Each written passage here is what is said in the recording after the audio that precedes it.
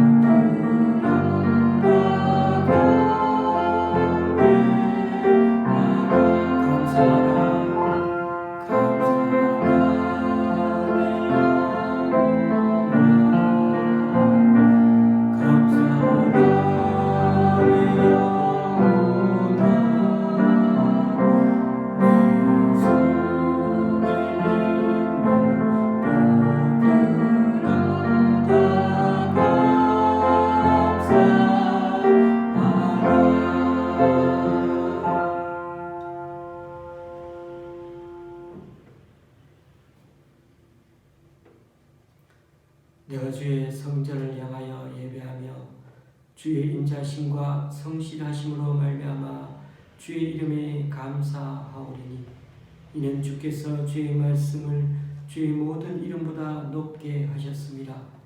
내가 간구하는 날에 주께서 응답하시고 내 영혼에 힘을 주어 나를 강하게 하셨나이다. 내가 환난 중에 다닐지라도 주께서 나를 살아나게 하시고 주의 손을 펴사 내 원수들의 분노를 막으시며 주의 오른손이 나를 구원하시리이다. 여호와여, 주의 인자심이 영원하오니 주의 손으로 지으신 것을 버리지 마옵소서. 아멘. 사도신경으로 주님께 신앙 고백을 올려드리겠습니다. 전능하사 천지를 만드신 하나님 아버지를 내가 믿사오며 그 외아들 우리 주 예수 그리스도를 믿사오니 이는 성령으로 잉태하사 동정녀 마리아에게 나시고 본디오 빌라도에게 고난을 받으사 십자가에 못 박혀 죽으시고 장사한 지 사흘 만에 죽은 자 가운데서 다시 살아나시며 하늘에 오르사 전능하신 하나님 우편한 자 계시다가 저리로서 산 자와 죽은 자를 심판하러 오시리라. 성령을 믿사오며 거룩한 공예와 성도가 서로 교통하는 것과 죄를 사하여 주시는 것과 몸이 다시 사는 것과 영원히 사는 것을 믿사옵나이다. 아멘. 찬송 6장 하나님께 찬양 드리시겠습니다.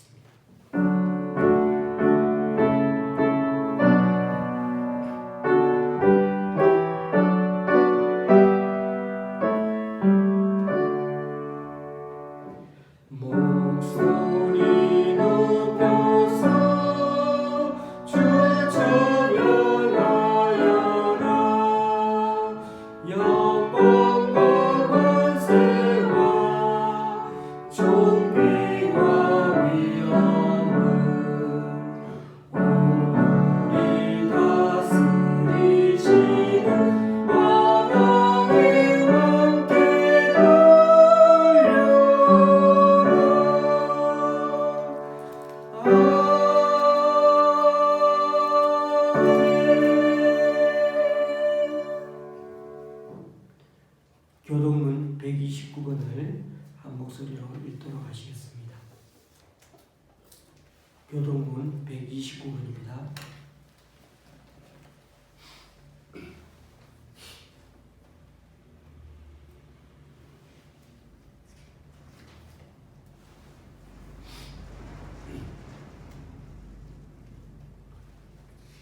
교동문 129번. 시온에 따라 크게 기뻐할지어다. 예루살렘에 따라 즐거이 부를지어다. 보라, 내 왕이 내게 임하시나니 그는 공의로우시며 구원을 베푸시며 겸손하여서 나귀를 타시나니 나귀의 작은 것 곧 나귀의 새끼니라. 내가 에브라임의 병거와 예루살렘의 말을 끊겠고 전쟁하는 활도 끊으리니 그가 이방 사람에게 화평을 전할 것이요 그의 통치는 바다에서 바다까지 이르고 유브라데 강에서 땅끝까지 이르리라. 앞에서 가고 뒤에서 따르는 무리가 소리 높여 이르되 호산나 다윗의 자손이여 찬송하리로다. 주의 이름으로 오시는 이여 가장 높은 곳에서 호산나 하더라. 아멘. 찬송가 269장입니다.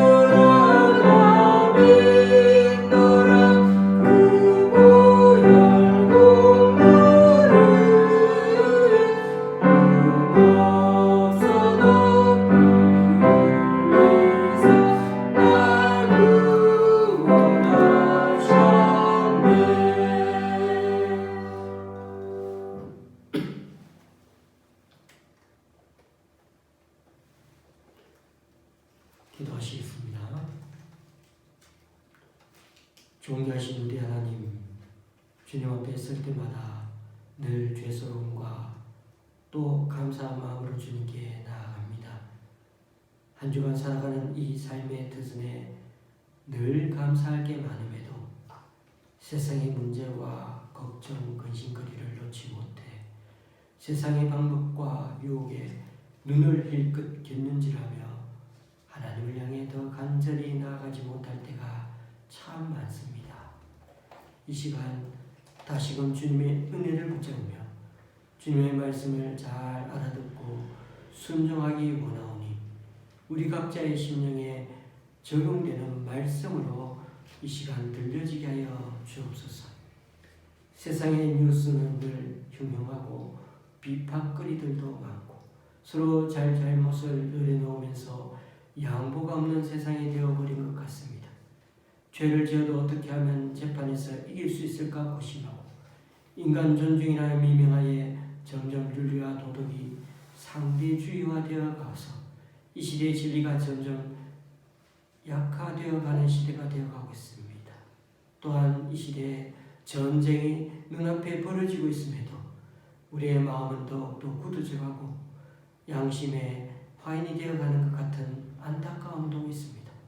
그럴수록 하나님은 공의와 정의를 원하시기에 언젠가는 이 세상에 수상같은 하나님의 심판이 임하게 될 텐데 우리 그리스도인들이 깨어있어 하나님의 정의와 공의를 잘 이해하고 받아들여 최소한 갑질하는 위치에 서지 않는 우리 되게 하여 주옵소서.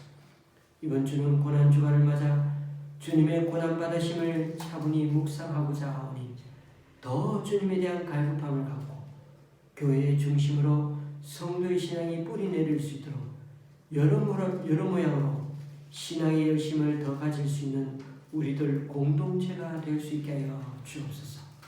오늘도 말씀을 듣기를 원합니다. 성령께서 우리 각자에게 들려주실 때 우리가 있는 삶의 틀 안에서 잘 적용하고 한 주간도 승리하며 살아가는 우리 각자 한 사람 한 사람 되게 하여 주시옵소서. 예수 그리스도의 이름으로 간절히 기도드리옵나이다. 아멘.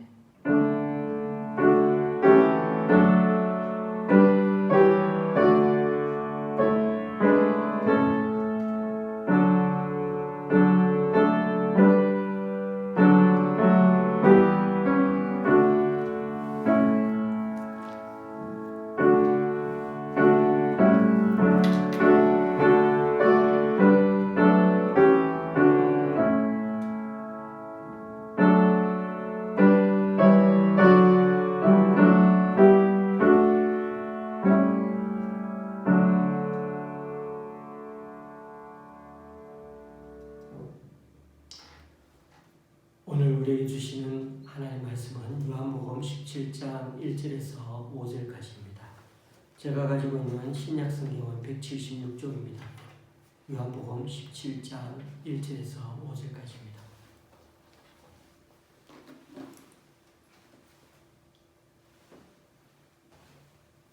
요한복음 17장 1절에서 5절까지 제가 대신 읽을 텐데 우리 교우님들은 눈으로 보시면서 마음으로 따라오시면 되겠습니다.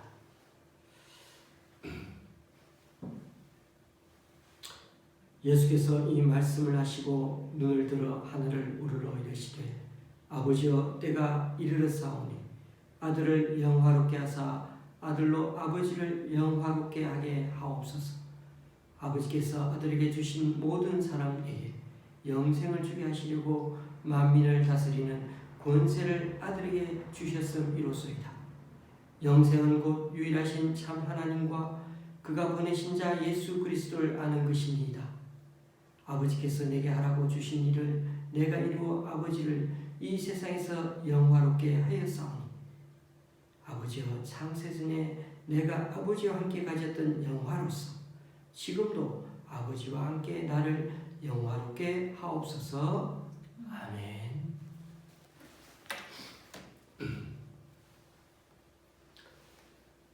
우리는 13장부터 시작되는 요한복음 후반부를 살펴보고 있습니다. 지난주에는 14장부터 16장까지를 통해 예수님의 마지막 고별 설교, 그 중에서도 예수님이 떠나가시면서 또 다른 보혜사이신 성령님을 보내주겠다는 점에서 포인트를 맞추어 말씀을 나누었습니다. 오늘부터는 예수님의 대제사장적 기도가 나타나는 17장 말씀을 살펴볼 텐데 17장은 크게 세 부분으로 나누어집니다. 먼저 1절에서 8절까지는 예수님 자신을 위한 기도이고 9절에서 19절까지는 제자들을 위한 예수님의 기도이며 20절부터 26절까지는 당신의 제자들과 그 제자들에 의해 믿게 될 모든 신자들을 위한 기도입니다. 우리는 오늘 그 첫 번째 부분인 예수님 자신을 위한 기도, 이 부분만 좀 생각해 보고자 합니다. 예수님은 이제 곧 십자가를 지시고 죽으셔야 합니다. 그런데 그분이 마지막으로 하시는 행동이 다름 아니라 그 어떤 행동 중에서 기도를 하셨다는 것입니다. 제일 마지막 한 행동이. 예수님은 산에서 기도하시다가 병사들이 와서 예수님을 잡아가지 않았습니까? 생각해 보십시오. 6.25 전쟁 때 만약 우리가 그때 살아있었다면 조금 있으면 막 북한군이 우리 집에 막 들이닥쳐서 잡아가려고 한다면은 그런 시간이 얼마 남지 않았습니다.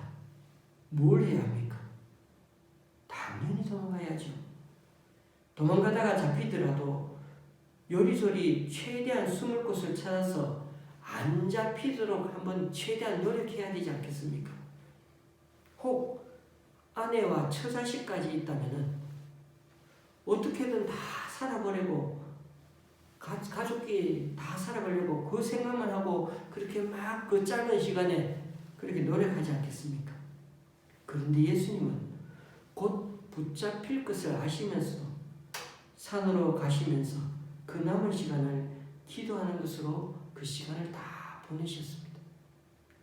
그런 점에서 이것만 봐도 얼마나 기도가 중요한지를 잘 알 수가 있습니다. 우리가 잘 아는 바대로 예수님은 그분의 공생의 기간 동안에 끊임없이 기도를 하셨습니다. 어떤 때는 온 밤을 새워 기도를 하셨고 새벽 미명이 되기 훨씬 이전에 일어나셨으면 기도하러 산에 올라가셨다는 그런 기록들도 자주 발견합니다. 예수님은 제자들을 선택하기 전에도 밤을 새워 결국은 제자들을 기도한 후에 제자들을 택하였고 겟세마네에서는 땀방울이 핏방울이 되도록 기도하셨습니다. 오병이의 현장이나 죽은 나사로를 살리시는 그 현장에서도 주님은 하나님께 먼저 기도를 하셨고 이제 마지막으로 십자가를 지시기 바로 직전에도 하나님 앞에 간절히 기도하시는 것을 마무리하셨습니다. 인생을 마무리하셨습니다.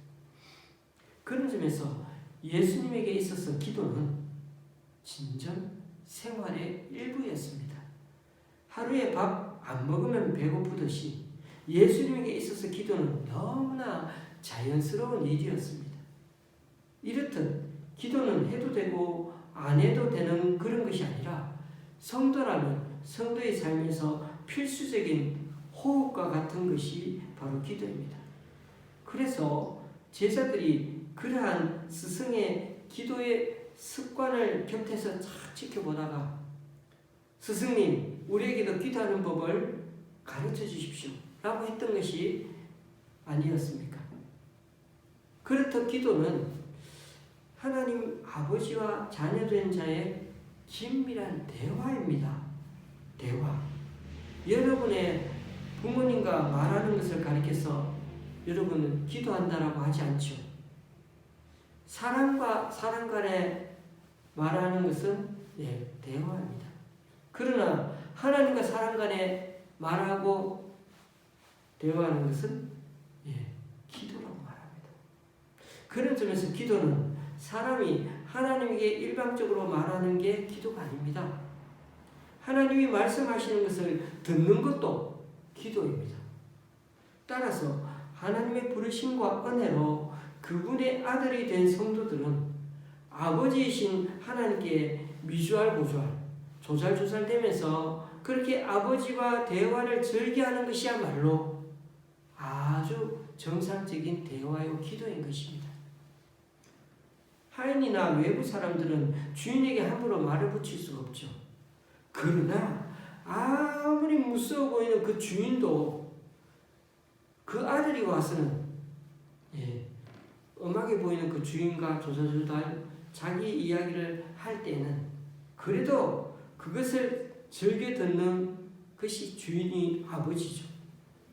우리도 하나님 아버지께 우리의 모든 사정과 삶의 이야기를 터놓고 아뢰 수 있어야 한다는 것입니다. 왜요? 우리는 하나님의 자녀 아닙니까? 자녀가 아버지한테 말 못하고 있다면 그것조차 얼마나 답답한 겁니까? 그 집은 어떻게 됩니까? 깨지죠. 집 나갑니다. 그러므로 기도를 너무 부담스럽게 생각하지 마십시오. 기도의 시간을 떼놓고 철저하게 하면 좋겠지만 그렇게 하지 못하더라도 지금 당장 생각하며 기도하십시오. 기도는 뭐라고요? 하나님과 인간이 대화하는 방법이요 채널입니다. 그냥 일하면서 기도할 수 있습니다. 심지어 죄를 짓고 있는 중이라 해도 하나님께 말씀드리십시오. 저는 학교에서 시험을 치는 중에도 하나님과 대화를 하고 기도를 합니다. 물론 시험의 지장은 좀 받겠지만 중요한 것은 언제든 어디서든 우리는 하나님께 기도할 수 있다는 이 사실을 잊지 말아야 한다는 것입니다. 그런데 하나님을 오래 믿은 신자인데도 기도를 잘 안 하는 사람들이 많습니다. 그런 사람들이 가끔 착각하는 것 중에 하나가 하나님이 다 알아서 해주실 건데 뭐하러 기도하냐 이런 태도를 가진다는 것입니다. 하나님 뜻대로 다 이루어질 건데 기도할 필요가 있느냐는 겁니다. 그렇게 생각하시는 분들이 정말 믿음이 좋은 걸까요? 아니면 기대감이 별로 없어서 기도에서 응답을 받은 체험이 별로 없어서 그러는 걸까요? 저는 오히려 이렇게 생각합니다. 천국 간다고 자부하는 성도라면서도 하나님의 나라나 하나님의 약속에 대해 별로 관심이 없어 그 사람들은 그런 말을 한다고 말입니다. 앞으로 우리 인생이 죄 사함 받고 천국 가면 그만이다. 이제 뭐 그것만 땡이지 뭐 그렇게 쉽게 생각한다면 정말 그런 그리스도인은 정말 크게 잘못된 생각입니다. 고쳐먹어야 합니다. 하나님은 아담 때부터 그랬지만 아브라함, 모세를 거쳐 이스라엘 백성을 통해 이 땅에 하나님 나라를 구현하려고 참 우리에게 맡기신 것이 있습니다. 그리고 신약에 와서 예수 그리스도를 통해 교회 공동체가 전 세계에 다 세워지게 하셨고 계속해서 그들을 통해 하나님 나라가 땅끝까지 전파되어서 주님의 재림의 때까지 완성이 되도록 그렇게 지금도 역사하고 계시고 그 손과 발로 쓰임받는 자들이 우리들인 것입니다. 우리에게 분명히 그 약속이 있는데 우리는 그저 내 한 몸 구원받아 천국 가서 잘 살겠다는 그 생각을 가지고 있다면 우리는 스스로 하나님의 자녀로 하기에는 너무나 부끄러운 삶을 지금 살고 있는 것이 되는 겁니다. 분명히 우리 각자의 인생에 사명이 있고 부르심이 있어서 지금도 우리는 주님의 뜻을 우리 삶에서 지금 구현하고자 살아가고 있는 중인 것입니다. 그러하기에 우리가 그 하나님의 뜻을 이루어가기 위해 늘상 기도해야 하는 것이고 하나님의 도우심과 인도하심을 경험하며 살기 위해서 계속 기도하고 주님의 도움을 간구하는 것입니다. 그러므로 교우님들 기도를 별로 하고 싶지 않고 실제로 기도하지 않고도 잘 살아가고 있다면 그것은 결코 내가 하나님 나라 방식으로 사는 게 아님을 증명하고 있는 것입니다. 세상 방식에 동화되어 살아가게 되면은 이런 갈등 사실 없는 거죠. 기도 안 해도 그냥 살 수 있으니까. 하나님 뜻대로 살려고 하면은요, 세상에서의 환난, 갈등은 필연입니다. 그래서 기도할 수밖에 없는 것이죠. 왜냐하면 우리는 아직까지 이 불완전한 옛사람 몸을 입고 있고 사탄은 우리를 수시로 뒤흔들고 있기 때문이죠. 성도는 그럴 때 아니야. 정말 하나님은 전능하신 분이시며 우리를 도와주시고 우리에게 힘을 공급해 주시는 분이야. 주님 맞지요? 하고 우리가 확인하게 되는 것입니다. 그게 바로 기도인 것입니다. 그게 정말 하나님을 신뢰하는 것이죠. 그러니 전혀 기도 안 해도 잘 산다는 거 거짓말이죠.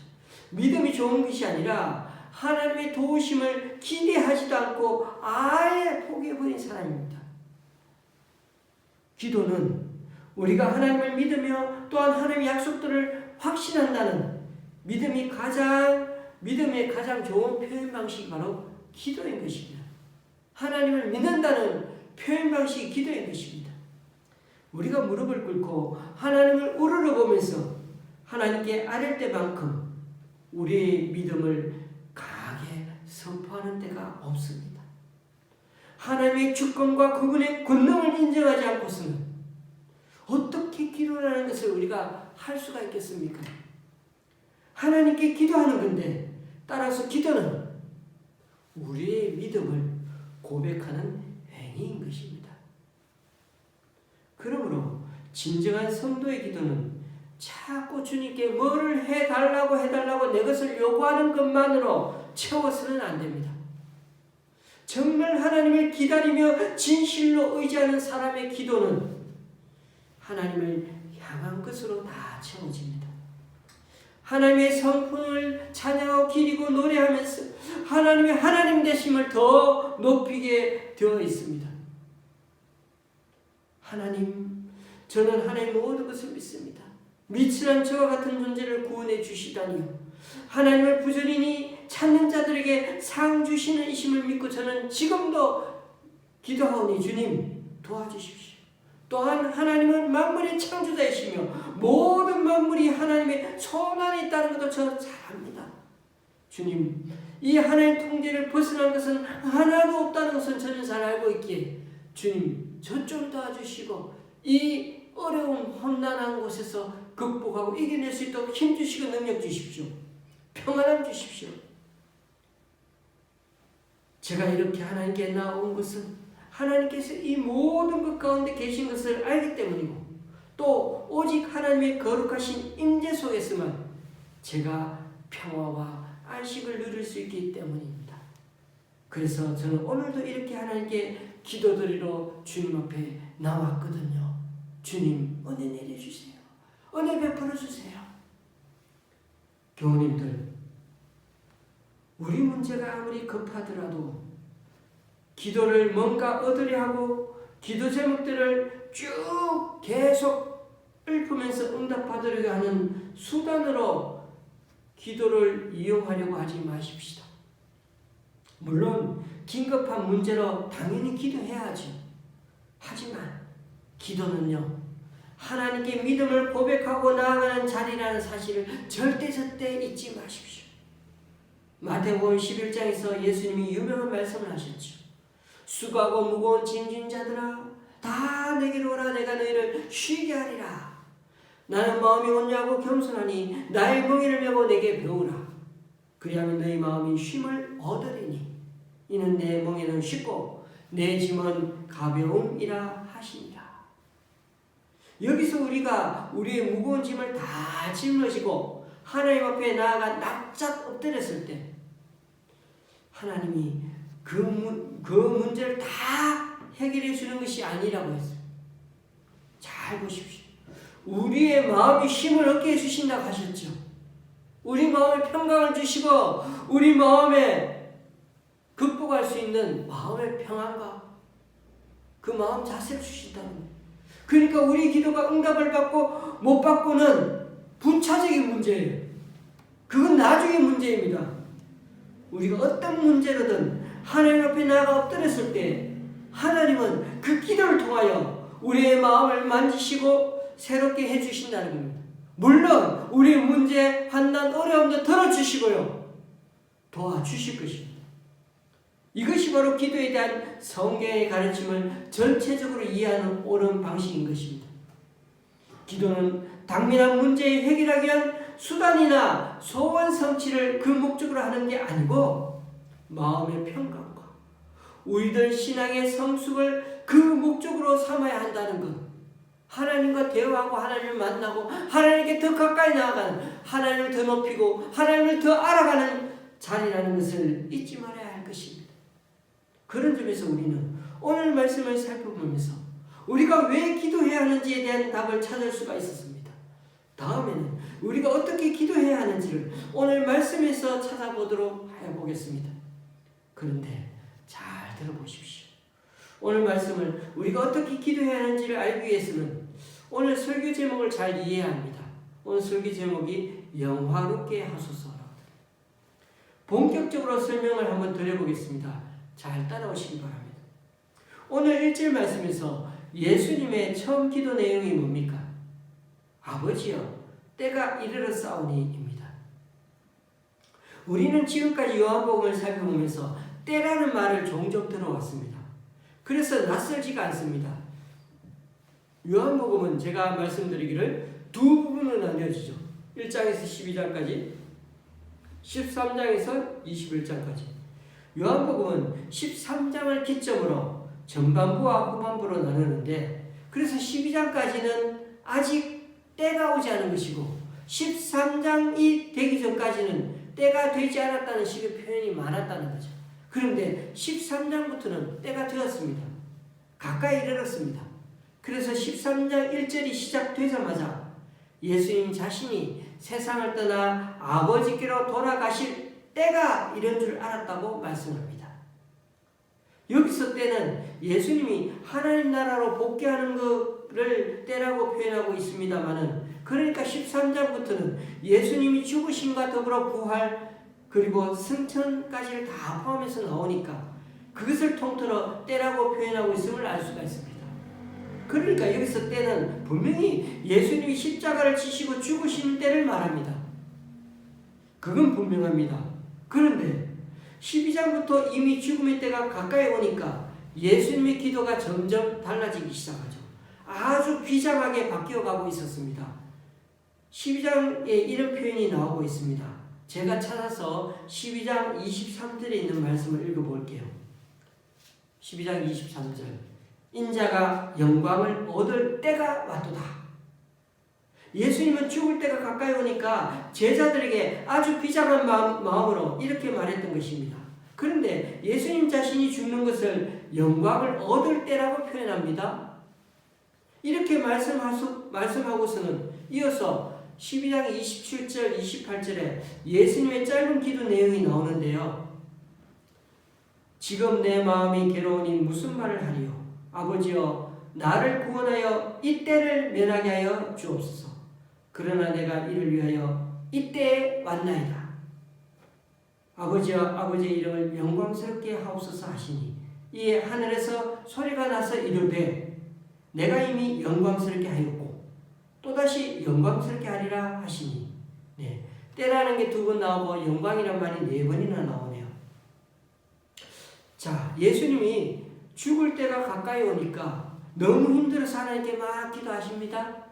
자신의 죽음을 통해 하나님을 영광스럽게 해달라는 것입니다. 그러나 하나님이 하늘에서 사람 목소리처럼 크게 대답하셨죠. 내가 이미 영광스럽게 했고 또 영광스럽게 할 거야 라고 말입니다. 분명히 예수님이 죽으시는 사건이 그때가 맞는데 오늘 예수님의 기도 내용은 때가 되었으니까 이제 아들을 영화롭게 해달라고 기도하고 있습니다. 17장에서. 그러니까 예수님이 십자가에서 죽으시는 사건으로 아들이 영화롭게 되고 또 하나님 아버지가 영화롭게 된다고 합니다. 여기에 우리의 이해를 어렵게 만드는 게 하나 있습니다. 아들이 죽는데 아버지가 영화롭게 된다는 겁니다. 여러분, 그리고 죽음 자체가 어떻게 영화롭게 되는 것입니까? 생각해 보십시오. 죽는데 우리의 관점으로는 선뜻 이해가 참 어려운 내용입니다. 그러니까 교우님들, 예수님의 십자가 죽음과 하나님의 영광, 성자이신 아들의 영광이 무슨 연관이 다 있는 걸까요? 이미 영광스럽게 했다는 것은 예수님이 사람 육신으로 이 땅에 찾아오신 것, 그리고 또 수많은 수단을 당하시며 지금까지 왔는 것 자체가 하나님께 철저히 순종한 것이라고 표현한 것입니다. 그리고 이제 예수님이 앞으로 지실 그 십자가를 겨냥하여 또다시 어떻게 해요? 나를 영광스럽게 하리라고 말씀하셨던 것입니다. 이미 하나님께서는 하나님 아버지의 대답이 뭐였죠? 네가 그렇게 이 땅에 와가지고 지금까지 고생한 거 그거 다 영광스럽게 한 거야. 또 그리고 앞으로도 나를 영광스럽게 할 것이야 하고 말씀하셨습니다. 이처럼 예수님이 철저하게 순종한 것 너무나 좋은데 이런 생각은 들지 않으십니까? 그래도 그렇지. 하나님 너무 잔인한 하나님입니다. 너무 잔인하시다. 아버지 너무 잔인한 아버지시다. 이렇게까지 하셔야 되나? 이렇게까지 순종을 해야 영광을 받는 거야? 13장에서도 또 이와 관련한 얘기가 나오는데 헷갈리게 하려고 제가 말씀드리는 건 아닙니다. 한번 또 보겠습니다. 가룟 유다가 예수님과 마지막 만찬을 마치고 밖으로 나가 예수님을 팔러 가는 장면이 나옵니다. 제가 13장 30절에서 32절까지 말씀을 읽어보겠습니다. 유다가 그 조각을 받고 곧 나가니 밤이러라. 그가 나간 후에 예수께서 이르시되 지금 인자가 영광을 받았고 하나님도 인자로 말미암아 영광을 받으셨도다. 만일 하나님이 그로 말미암아 영광을 받으셨으면 하나님도 자기로 말미암아 그에게 영광을 주시리니 곧 주시리라. 여기도 4번 나오네요. 유다가 예수님을 팔러 나가자마자 예수님 당신이 영광을 얻으셨다고 하십니다. 여기 사용된 동사형이 부정과거 수동태형입니다. 그 말은 아직 일어나지 않은 것이지만은 그것이 기정사실이라는 것을 강조하기에 쓰이는 그런 동사형입니다. 그러니까 지금 영광을 받은 건 아니지만 받은 거나 마찬가지라는 뜻입니다. 아니 도대체 예수님 자신이 팔려서 십자가에 죽는 거는데 그게 무슨 영광이라고? 제자들한테 배신당해가지고 개죽음 당하는 것이 그게 무슨 영광이라고? 그리고 가장 처절하게 중죄인처럼 그렇게 죽는 게 그게 무슨 영광이라고? 이렇게 두 줄에서 영광이라는 단어를 무려 4번이나 쓰시면서 영광을 강조하실까요? 그런 점에서 오늘 저는 영광이라는 말에 대해 좀 말씀드리고자 합니다. 오늘 말씀에 사실 영광이라는 단어는 잘 안 나옵니다만 오히려 영화롭게 한다는 말이 나오죠. 어쩌면 우리는 영광이라는 단어를 너무 단순하게 이해를 하는 바람에 자칫 오해를 하고 있는 것은 아닌가 하는 것입니다. 오늘 말씀에는 영화롭게 하다는 말이 나오는데 이 말이 곧 영광이라는 말에서 나온 단어입니다. 그러니까 영화롭게 한다는 것은 동사라면 영광이라는 말은 명사이죠. 그래서 영광이든 영화롭게 하다는 다 같은 말입니다. 같은 단어니까요. 히브리어 영광이라는 말은 좀 어려운 말입니다. 사실. 이 뜻이 어떤 뜻이냐면은 올바르고 선한 견해를 가진 그 사람의 위치와 상태를 가르치는 말입니다. 좀 어렵죠. 그러니까 세상에 비해 말씀을 드리면 이렇게 말씀드리면 될까 모르겠네요. 지위에 걸맞는 상태, 명성을 얻는 것, 뭐 이런 거 명예라고 바꿀 수도 있을 것 같아요. 그리고 국어사전에서는 또 이렇게 되어 있습니다. 영광이라는 말이 2가지 뜻이 나옵니다. 영광에. 하나는 빛나는 영예라는 말이죠. 그러니까 명예, 명성 이런 말과 좀 가까운 말이 되겠죠. 그런 점에서 이 영광을 하나님의 명예 또는 하나님의 대심이라고 한번 그렇게 말을 한번 바꿔보죠. 영광을 하나님 대심. 구사전의 2번째 뜻은 하나님과 하늘의 것이 가시적으로 계시된 상태를 말합니다. 이것도 좀 어렵죠. 이렇게 생각해 보시면 금방 압니다. 하나님 계시가 눈으로 가시적으로 눈에 보이게 나타나는 것을 영광이 임했다라고 말하죠. 그래서 구약에 보니까 성막에 구름이 막 이렇게 나타나니까 뭐라 그러죠? 하나님의 영광이 임했다요. 하나님의 영광이 드러났어요. 나타났어요. 요한복음 1장에 보시면 예수님이 이 땅에 오신 것을 어떻게 표현하고 있었습니까? 말씀이 육신이 되어 우리 가운데 거하심에 우리가 그의 영광을 보니 아버지의 독생자의 영광이요 은혜와 진리가 충만하다. 가시적으로 눈에 보이도록 나타나신 그 영광이 바로 예수 그리스도, 육신 입은 예수 그리스도. 성자 하나님이 육신이 되어 오시니까 그걸 가리켜 영광이 임했다는 것입니다. 그러니까 이처럼 하늘의 것이 인간 세상에 가시적으로 계시되는 것도 영광이고, 하나님의 하나님 대신 하나님의 명예, 명성 이런 것도 영광인 것입니다. 이 두 가지 다 같이 쓸 때가 있고 따로 이렇게 쓸 때가 있습니다. 그래서 그런지 마태, 마가, 누가, 요한 이 사복음서에 영광이란 말이 61번, 61번이나 나옵니다. 우리는 앞으로 복음서를 읽을 때 하나님의 하나님 되심이라는 뜻으로 영광을 쓰는지, 아니면 하나님의 성품을 뜻하는 그런 하나님 되심, 아니면 하나님의 성품 이런 뜻을 쓰는 의미인지, 아니면 하나님 나라의 것이 눈에 보이는 가시적으로 실체로서 하나님의 계시를 말하는 것인지 그때마다 한번 구분해서 읽어보시면 도움이 될 것입니다. 그럼 오늘 본문에서 영화롭게 하다라는 말은 어떤 의미로 쓰인 것일까요? 1절에서는 아들을 영화롭게 하시고 또 아들로 인해 아버지도 영화롭게 해달라고 합니다. 4절과 5절에도 내가 이 세상에서 아버지를 영화롭게 하였으니 창세전부터 아버지와 함께 가졌던 그 영화로서 지금도 계속 아버지와 함께 나를 영화롭게 해달라고 그렇게 기도를 하고 있습니다. 이 말씀도 언뜻 보면은 예수님께서 지금까지 죽을 고생을 다한 후에 아버지여 이만하면 됐죠? 아버지가 시키시는 대로 제가 열심히 다 했으니까 이제 다시 옛날의 그 영광을 회복시켜 주십시오. 그렇게 말씀하시는 것처럼 보입니다. 그것은 자칫 예수님께서 당신의 영광을 잠시 비워놓으셨던 그 시간들이 지긋지긋한 시간이었다는 뉘앙스를 풍기게 하는 것일 수 있습니다. 이렇게 했으니까, 할 만큼 했으니까 다시 빨리 영광의 자리를 되돌려 달라고 말입니다.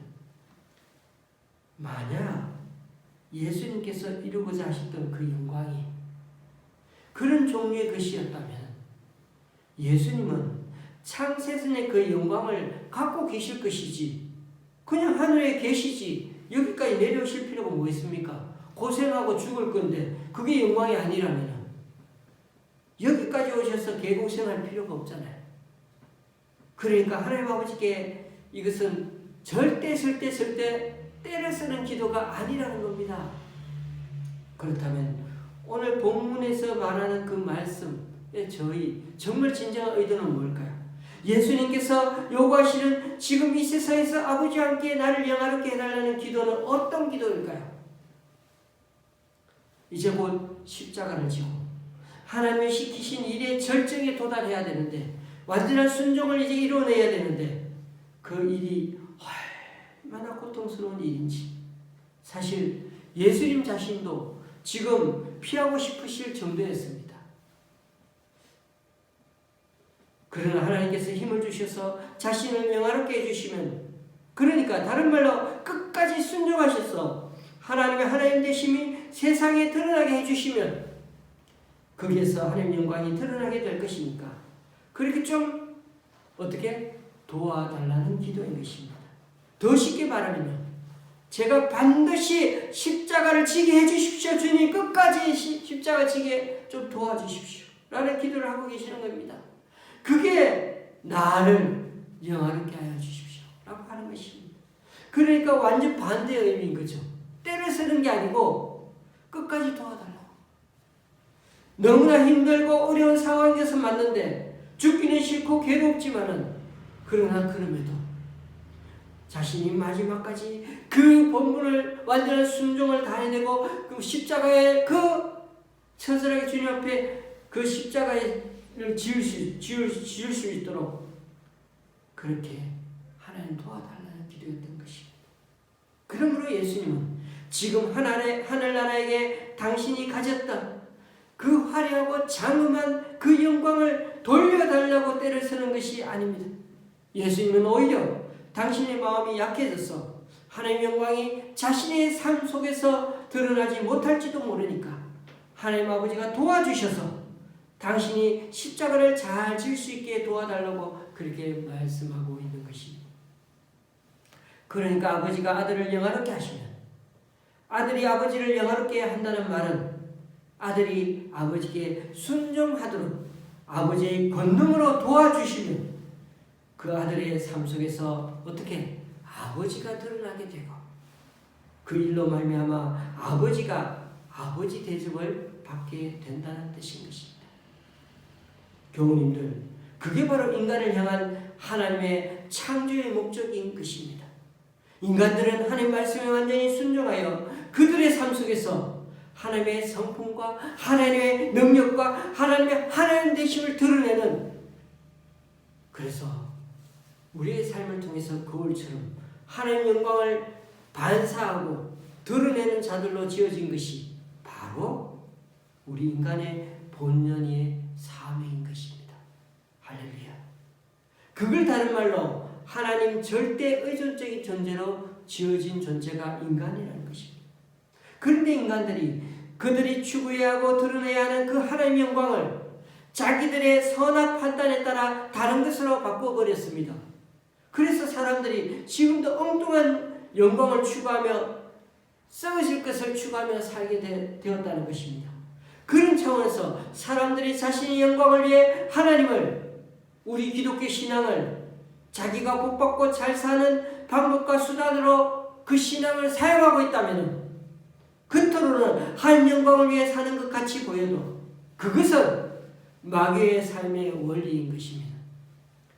썩지 않을 하나님의 영광을 위해 하나님께 온전히 순종하며 살아야 할 자들이 썩어질 이 세상의 풍요를 추구하며 자신의 영광을 위해 사는 것, 그것이야말로 바로 타락인 것입니다. 교우님들, 우리는 오늘 영광의 두 가지 의미에 대해서 살펴보았습니다.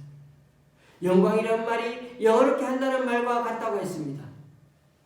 하나님 되심을 드러내는 게 영광입니다. 그리고 가시적으로 그 실체가 드러나게 하는 것도 영광이라고 했습니다.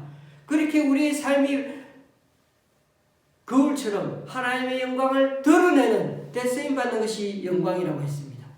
어찌되었든 이 모든 것의 주안점은 하나님과 관련이 있습니다. 그래서 교회에 와서 세례를 받으려면 제일 첫 번째 질문 받는 질문이 있는데, 사람이 제일 되는 목적이 무엇입니까? 라는 것이죠.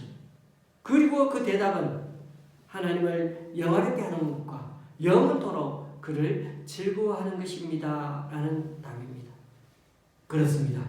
우리가 하나님을 믿었다고 하면서도 혹 썩어질 영광을 위해 살아가고 있는 것은 아닙니까? 말은 하나님의 영광을 위해 산다 하면서도 그러나 실제로는 나의 인생 내가 부여잡고 살려고 하는 것, 나의 영광을 추구하고 사는 것은 아닙니까? 종려주의를 맞아 또 이번 고난주간을 맞아 예수님의 고난의 삶을 기억하십시다. 예수님의 마지막 자신을 위한 기도에서 이제 얼마 안 있으면 죽음을 맞이해야 하는데 그것을 못 이겨내지 못할까봐 주님께 피눈물 나도록 기도하면서 당신을 영화롭게 해달라고 기도하고 계십니다. 그것이야말로 하나님을 하나님답게 순종하시고자 그렇게 몸부림치는 주님의 모습을 통해 세상 우리는 다시 한번 감격을 받게 되는 것입니다. 예수님은 마지막까지 혼신을 다해 기도하면서까지 순종하심으로 하나님의 백성들을 구원하시고 또 하나님을 영화롭게 하셨습니다. 그리고 이제 우리의 차례입니다. 예수님의 삶을 통해 하나님을 영화롭게 하실 것처럼 우리도 주님의 자녀로서 다른 이들의 구원함에 있어 도구요 방법으로 부름받은 자로서 우리들의 삶을 주님 앞에 온전히 드림으로 우리의 삶이 영광을 얻은 것처럼 정말 그 하나님의 영광을 드러내는 존재로 반사하며 또 하나님의 영광을 하나님을 우리의 삶에서 드러내는 존재로 살기를 원하시는 것입니다.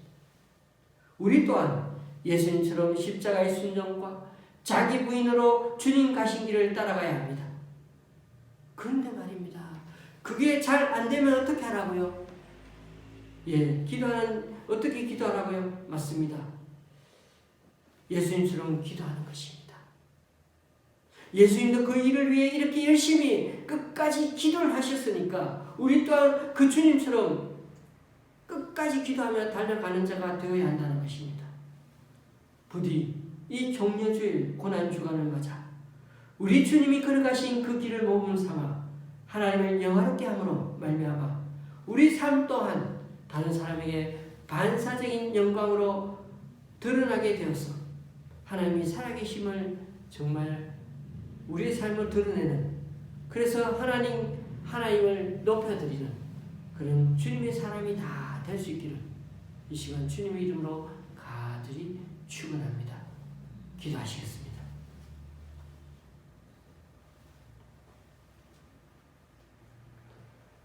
내 이름으로 불려지는 모든 자 곧 내가 내 영광을 위하여 창조한 자를 오게 하라. 그를 내가 지었고 그를 내가 만들었느니라.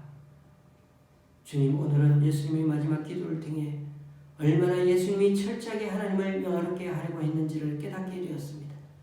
인간이 되어 이 땅에 오신 성자 예수님이야말로 비록 하나님의 아들이심에도 사람이 어떻게 살아야 하는지를 몸소 삶으로 보여주시고 가장 고통스럽고 힘든 순간까지 자신의 생활의 일부처럼 여겼던 기도를 통해 하나님 앞에 나아가시던 고귀한 삶의 본을 이 시간 보게 됩니다.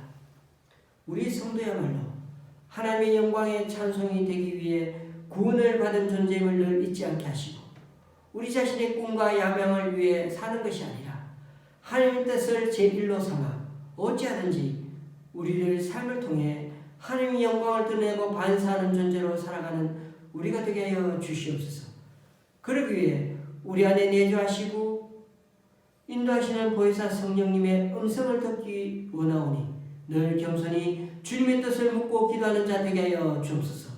그러하기 위해 잘 참아내야 하는 일과 용서해야 하는 일, 섬겨야 하는 일, 사랑해야 하는 일 등등 우리들 삶 속에 늘 이런 갈등과 또 고민들이 있을 텐데 그로 인해 우리의 고난과 희생과 손해범과 어려움이 닥칠지라도 우리의 고난과 이 어려움을 통해서 주님을 영화롭게 하는 것임을 더 확실히 믿고 고난의 풍랑 속에서도 주님을 찬양하며 이겨내는 우리에게 하여 주옵소서.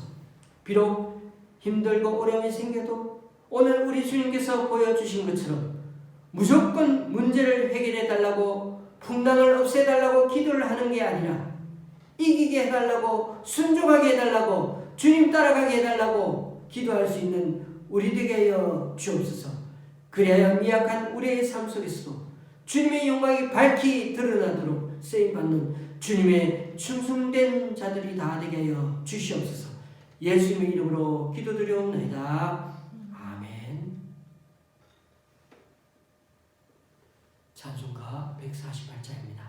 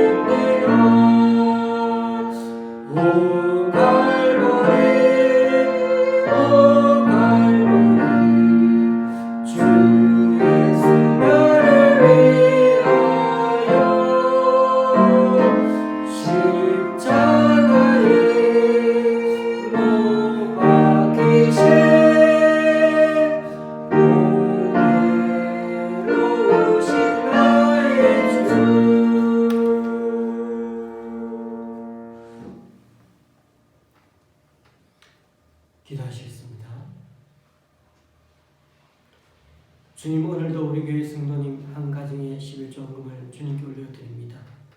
또한 김천의 권사님과 목동의 권사님 그리고 외부의 성도님 한 분이 귀한 헌금을 주님께 올려드립니다. 이분들의 헌신과 섬김 귀하게 받아주셔서 이분들을 통하여 하나님 나라가 더욱 확장되게 하여 주옵소서.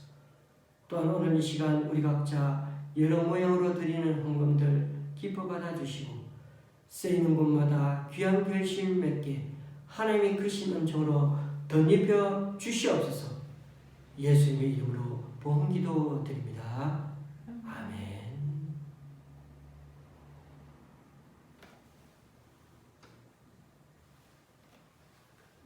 주님의 이름으로 평안을 묻습니다.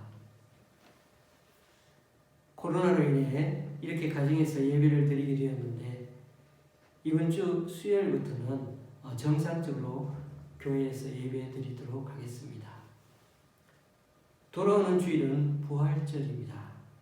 지금 상황으로 봐서는 음식을 그렇게 먹을 수가 없어서 여기서 성찬식은 거행하지 못할 것 같습니다. 이 점 양해해 주시기 바랍니다. 이번 주간은 고난 주간입니다. 주님께서 우리 위에 보혈의 피를 흘려 구원해 주신 그 은혜를 다시금 되새겨보는 마음으로 차분하게 그렇게 주님 묵상하면서 한 주간을 보낼 수 있기를 바랍니다. 한 주간도 주님 안에서 강건하시기를 바랍니다. 찬송가 53장입니다.